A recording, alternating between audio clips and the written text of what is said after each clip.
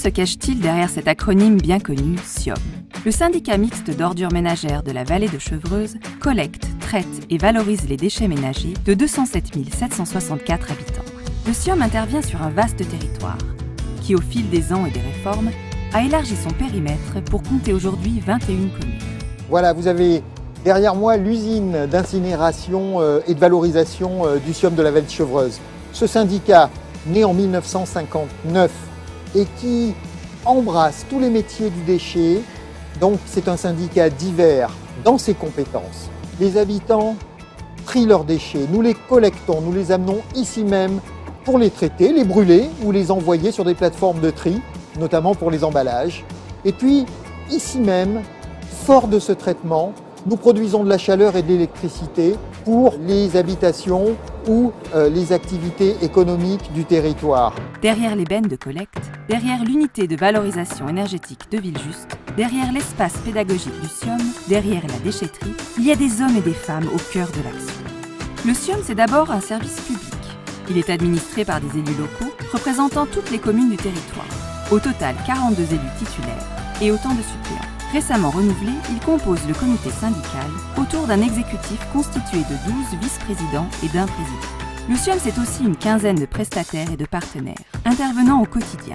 Opérateurs de collecte, centres de tri, de traitement, unités de valorisation, éco-organismes. Le SIOM porte depuis toujours une ambition, faire du déchet une ressource.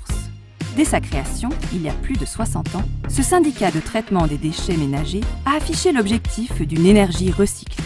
Il s'est donc pleinement investi, depuis la construction de la première usine d'incinération en 1972 jusqu'à sa plus récente modernisation en 2013, pour donner vie à une unité de valorisation énergétique. Produisant de l'énergie thermique et électrique à partir de déchets ménagers collectés dans les 21 communes, la fameuse usine bleue de Villejuste compte aujourd'hui parmi les leaders mondiaux de la valorisation énergétique. Elle alimente un réseau de chaleur qui couvre les besoins en chauffage et eau chaude sanitaire de plus de 10 000 habitants aux Ulysses et des abonnés de Courtabœuf. Le surplus d'électricité non consommé par l'UBE est revendu. Ici, rien ne se perd, tout se transforme. C'est porté par cette valeur que, dès l'an 2000, le SIOM a organisé avec succès le tri et la collecte sélective sur l'ensemble de son territoire. Toujours pionnier, il s'est engagé en 2016 aux côtés de l'éco-organisme Citeo pour simplifier le geste de tri et faire progresser la collecte des recyclables, notamment avec l'extension des consignes de tri à tous les emballages plastiques. Objectif, capter plus de déchets valorisables, préserver les ressources, en générer d'autres. Le SIOM, ce sont aussi des prestations de collecte adaptées aux évolutions et aux besoins de la population, comme le dispositif d'enlèvement sur appel pour collecter les encombrants et les déchets électriques et électroniques dans 13 communes du territoire, ou le service de redevance spéciale pour collecter les professionnels. Un réseau d'équipements de proximité avec plus de 360 conteneurs à verre et 147 bornes enterrées pour l'apport volontaire des ordures ménagères et des emballages. C'est également la déchetterie-ressourcerie de Villejuste, une plateforme de plus en plus fréquentée par les habitants. On compte en moyenne près de 200 usagers par jour. 7 bennes et un caisson gérés par Emmaüs où sont déposés objets, meubles ou vêtements, d'où la nécessité d'une seconde déchetterie. Cette collecte passe par une flotte de camions-bennes éco-performantes, composée de 42 véhicules aux normes Euro 6, motorisés au GNV avec bennes électriques. Encore plus silencieux et toujours moins polluant, il bénéficie d'une panoplie d'équipements innovants. S'adapter aux évolutions technologiques est aussi un maître mot. Des systèmes d'identification embarqués sur les bennes, des sondes intelligentes sur les bornes pour connaître en temps réel leur taux de remplissage, ou encore des supports numériques mobiles pour informer au plus près les usagers ou pour former au développement durable. Le SIOM, ce sont aussi des programmes ambitieux pour sensibiliser à l'économie circulaire et réduire la production de déchets. Tout d'abord, les plus jeunes, grâce au réseau des écoles durables. Créé il y a 10 ans, ce programme destiné aux élèves du primaire a formé plus de 13 000 éco-citoyens. Chantier pédagogique, animation dans les collèges et les lycées, le SIOM s'adresse également aux adolescents. Il veut aussi impliquer les adultes. Après le programme local de prévention des déchets, qui a permis de réduire de 7% en 5 ans le volume des déchets produits par habitant, place désormais au défi zéro déchet. Anti-gaspillage alimentaire, compostage, réemploi, consommation responsable en sont les mots-clés. 60 familles du territoire l'ont une nouvelle fois relevé avec succès.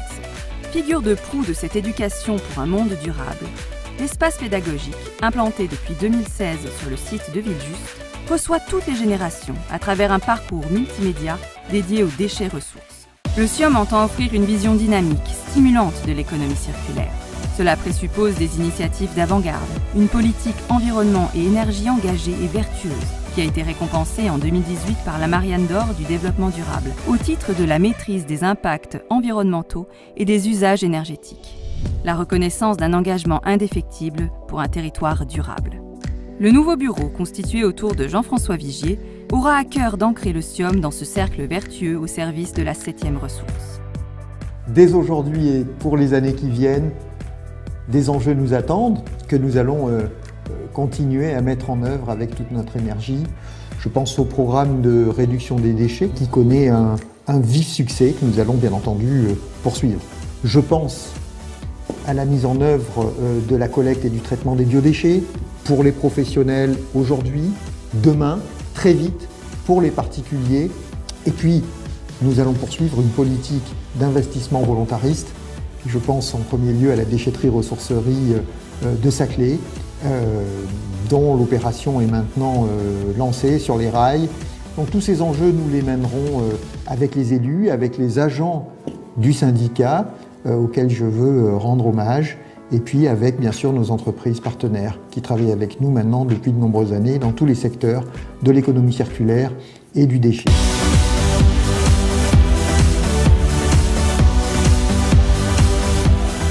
Un engagement total pour un monde durable, qu'il appartient aux habitants de concrétiser, en commençant par le geste de tri quotidien.